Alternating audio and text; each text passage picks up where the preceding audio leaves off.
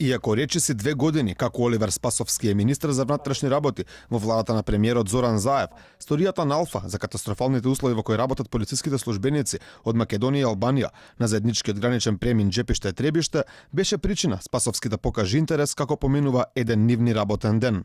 Вработените таму се без вода, со расипан тоалет, поради што физиолошките потреби мора да ги извршуваат во природа. Акумулатори пак се извор на струја.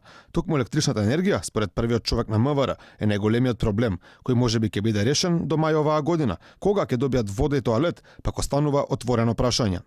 Преминот Джепиште-Требиште има најголем проблем заради тоа што не е електрифициран.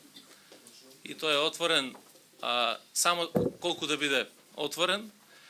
Јас превземав иницијатива Министерство за внатрешни работи да обезбеди прво електрификација на овој премин. Информацијата вчера што ја добив од ЕВН е дека сите градежни работи би завршиле некаде до крајот на мај месец да ја направиме електрификацијата.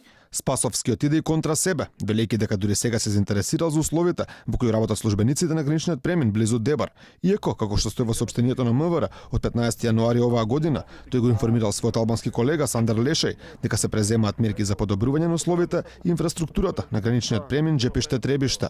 Министерот Спасовски информираше дека македонските власти ги преземаат неопходните мерки за да се подобрат условите и инфраструктурата на граничниот премин Требиште-Джепиште. За состојбите на овој граничен премин реагира и од независниот полициски синдикат. Ова е таа жална ситуација за која НСП бурно реагираше.